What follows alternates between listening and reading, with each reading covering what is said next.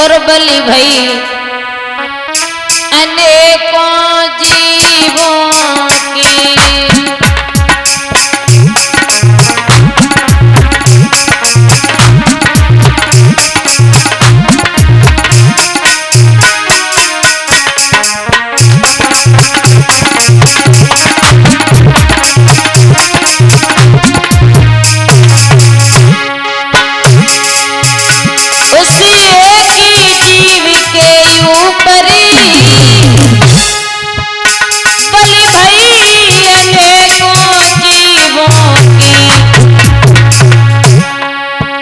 उड़े गई है धूल धनवानों की, आफत आई गई है गरीबों की।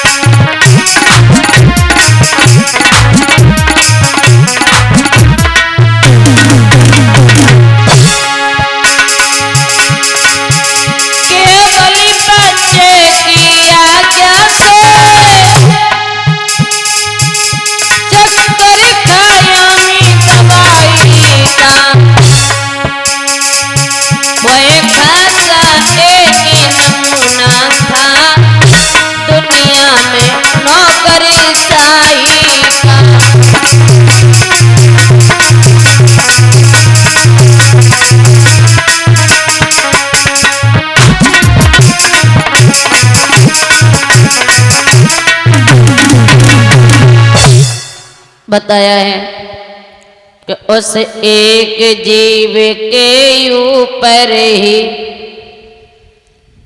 बलि भई अनेकों जीवों की। उड़ गई है धूल धनवानों की, आफत आई गई है गरीबों की। केवल बच्चे की आज्ञा से चक्कर खाया मुदवाई का, वह खासा एक नमूना था और दुनिया में नौकरशाही का। महाराज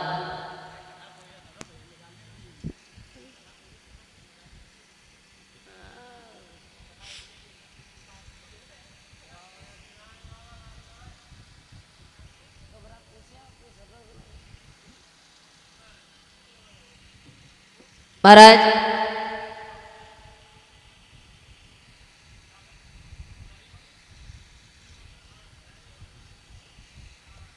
जब ये बात कही है कि उस एक बालक के ऊपर न जाने कितने निर्दोष बालक मारे जा रहे, धीरे धीरे जब समय व्यतीत हुआ तो कंस ने बड़े बड़े वीर योद्धाओं से ये कहा था कि मेरे बैरी को मार करके वापस आना। लेकिन जब उन्होंने धीरे धीरे 5-6 बालकों को मार दिया और अंत में कन्हैया के पास में पहुंचे हैं, तो कन्हैया ने उन राक्षसों का उद्धार किया। विचार किया कि इतने बड़े बड़े वीर बहादुर भेजे और लौट करके नहीं आए। उसी समय कंस जो था वो अपनी बहन पूतना के पास में पहुंचा, हाथ जोड़ करके कहने लगा, बहन मेरा एक छोटा सा काम कर दो। बोले कौन सा काम? बोले तुम्हें ये पता है कि मेरा काल जो है वो गोकुल में पल रहा है, तुम गोकुल में जाओ और मेरे बैरी को मार करके आओ। पूतना कहने लगी ठीक है भैया, मैं अभी जाती हूं और तुम्हारे बैरी को मार करके आऊंगी।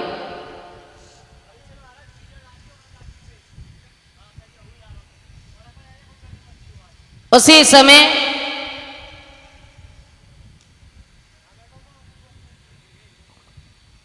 कंस जो था वो राज दरबार में चला गया। पूतना जो थी विचार करने लगी, अगर हम ऐसे जाएंगे तो गोकुल वाले मुझे पहचान लेंगे।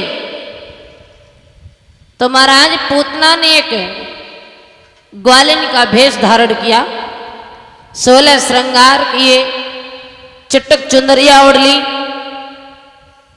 और उसने अपने स्तनों में जहर लगा लिया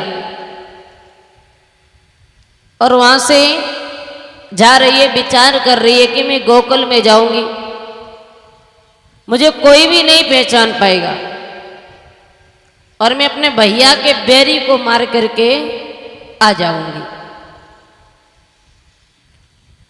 चलिए महाराज, पूतना जिस घर में जाती है उसी की पड़ोसन बन जाती है और जिस घर में जाती उसी घर के बालक को मार देती। उसका नाम था पूतना।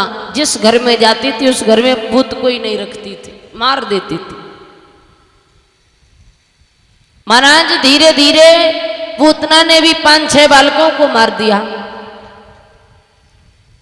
अंत में मां यशोदा के दरवाजे पर पहुंची, आवाज लगाने लगी कि हे मां यशोदा,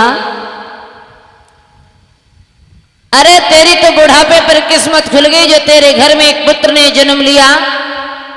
देख रही है तुझे चौथापन लग गया था लेकिन तेरे घर में कोई संतान नहीं थी।